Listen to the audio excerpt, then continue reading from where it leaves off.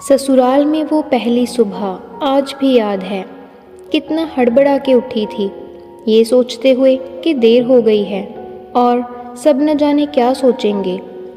एक रात ही तो नए घर में काटी है और इतना बदलाव, जैसे आकाश में उड़ती चिड़िया को किसी ने सोने के मोतियों का लालच देकर पिंजरे में बंद कर लिया हो।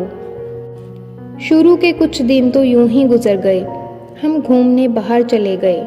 जब वापस आए तो सासू माँ की आंखों में खुशी तो थी, लेकिन बस अपने बेटे के लिए ही दिखी मुझे।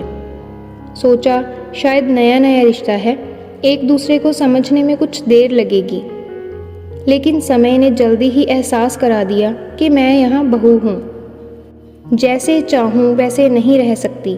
कुछ कायदा मर्यादा हैं जिसका पालन मुझे करना ही होगा। धीरे धीरे बात करना, धीरे से हंसना, सबके खाने के बाद खाना खाना, ये सब आदतें जैसे अपने आप में ही आ गईं। घर में माँ से भी कभी कभी ही बात होती थी। धीरे धीरे पीहर की याद सताने लगी। ससुराल में पूछा तो कहा गया अभी नहीं, कुछ दिन बाद। जिस पति ने कुछ दिन पहले ही मेरे माता पिता से ये कहा था कि पास ही तो है, कभी भी आ जाएगी, उसके भी सुर बदले हुए थे।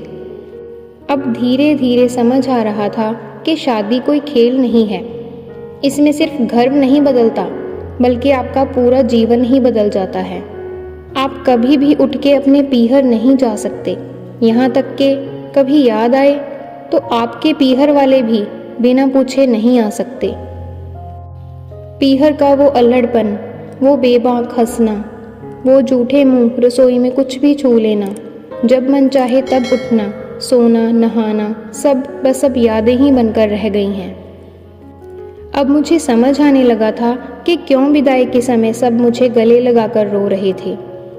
असल में मुझसे दूर होने का एहसास तो उन्हें हो ही रहा था, लेकिन एक और बात थी जो उन्हें अंदर ही अंदर परेशान कर रही थी कि जिस सच से उन्होंने मुझे इतने साल दूर रखा, अब वो मेरे सामने ही आ जाएगा। पापा का ये झूठ कि मैं उनकी बेटी नहीं बेटा हूँ, अब और दिन नहीं छुप पाएगा। उनकी सबसे बड़ी चिंता ये थी, अब उनका ये बेटा, जिसे कभी बेटी होने का एहसास ही नहीं कराया गया, जीवन के इतने बड़े सच को कैसे स्वीकार करेगा। माँ को चिंता थी कि उनकी बेटी ने कभी एक गिलास पानी का नहीं उठाया, तो इतने बड़े परिवार की जिम्मेदारी कैसे उठाएगी। सब इस विदाई और मेरे पराई होने का मर्म जानते थे, सिवाय मेरे। इसीलिए सब ऐसे रो रहे थे जैसे मैं डोली में नहीं, अर्थी में जा रही हूँ।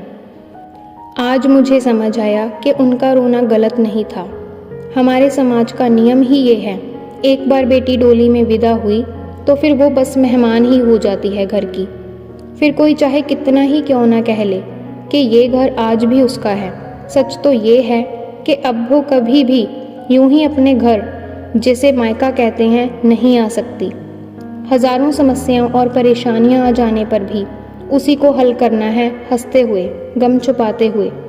क्या यह तपस्या से कम नहीं है? अनजान जगह को सुधार कर अच्छा बनाने का काम करना।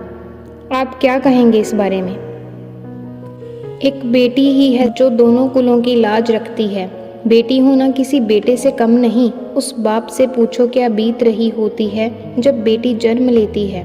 तब सबसे ज़्यादा खुशी भी एक पिता को होती है, और जब बेटी की शादी हो जाती है तो सबसे ज़्यादा गम भी पिता को ही होता है। वीडियो अच्छी लगी हो तो चैनल को सब्सक्राइब करना ना भूलें।